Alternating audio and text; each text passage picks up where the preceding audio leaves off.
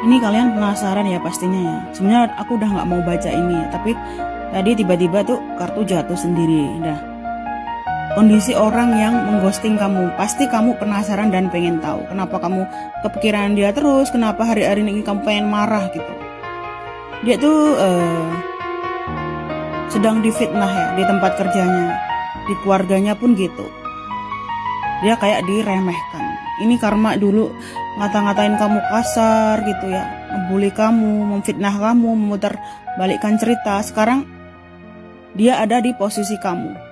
Dulu kamu difitnahkan ya, diputar cerita gitu, seolah-olah kamu yang ngejar dia ya, merusak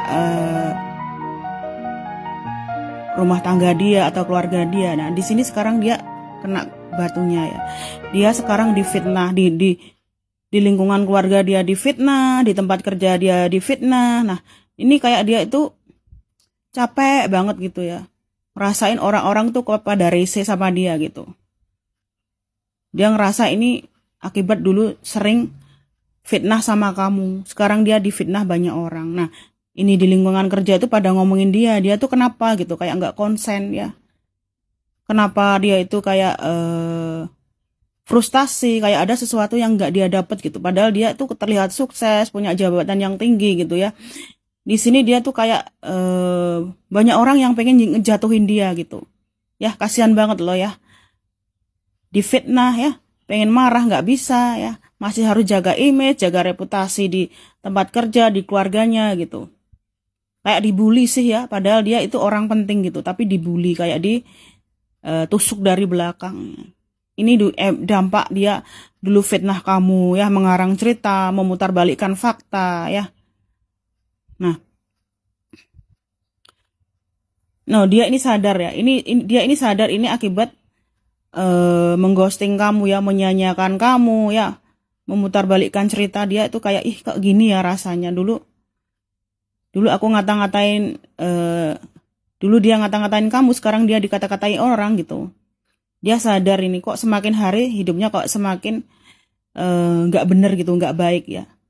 Dia tuh kayak menutup diri dari lingkungan sosial gitu. Dulu orangnya dia itu flamboyan, banyak temen gitu. Sekarang kena dampaknya dia tuh kayak nggak mau banyak temen gitu. Dia maunya temen yang ngertiin dia tok gitu. Udah social distancing gitu. Dia nggak mau punya banyak temen, nggak. Dia ngerasa nggak ada orang yang ngertiin dia di sini. Dia sadar cuma kamu yang tahu kondisi dia yang sebenarnya, yang tahu rasa ketakutan dia, trauma dia ya. Dia kayak keinget kamu terus gitu. Semakin ke-trigger ya.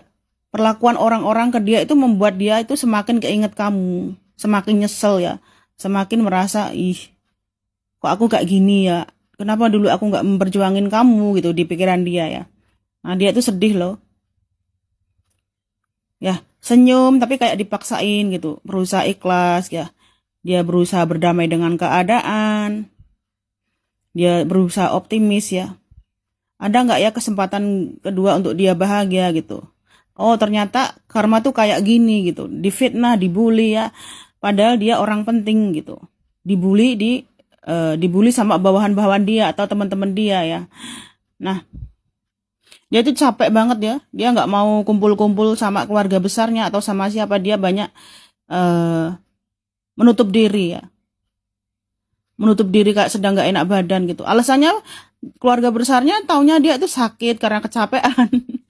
Padahal di sini ya energi yang aku tangkap gitu, dia itu kangen berat sama kamu sampai kayak sakit gitu. Kayak kehabisan tenaga, nggak punya gairah. Ya, kayak orang bernafas tapi mati gitu, nggak punya semangat ya. Nah, kalau kamu penasaran soal gimana sih hubungan dia sama pasangannya, nah ini ya kartu ini jatuh sendiri ya. Ini udah mati rasa mereka ya. Terutama si dia tuh kayak nggak nafsu, nggak pengen komunikasi. Mereka tuh sebatas kayak sahabat ya kan. Jadi kalau kamu tanya hubungan mereka kayak apa sih orang yang ghosting kamu sama orang yang bersama dia. Dia tuh kayak sahabat di sini ya, udah mati rasa ya. Jadi dia bertahan tuh ya karena menghormati gitu. Ya, gimana pun toh dia udah lama sama dia gitu. Nah, di sini dia udah nggak pengen nyentuh gitu, ngobrol pun paling secukupnya ya, udah mati rasa, udah nggak ada gairah di sini. Ya, udah kayak saudara, jadi nggak ada nafsu, nggak ada keinginan untuk menyentuh ya, sekedar menghormati ya. Doakan mereka kuat ya. Jadi kamu di sini juga nggak boleh egois ya. Kalaupun orang ini jodoh kamu, dia pasti kembali ya, tanpa kamu merusak hubungan orang, tanpa kamu menjadi orang ketiga ya. Tuhan itu adil guys ya. Tuhan itu menghakimi secara adil gitu ya. Jadi kamu nggak perlu khawatir orang ini akan kembali sama kamu atau enggak gitu. Yang di sini poin pentingnya dia udah mati rasa sama yang di sana. Udah dead gitu ya. Feelingnya itu kayak udah nggak bisa bangun gitu ya.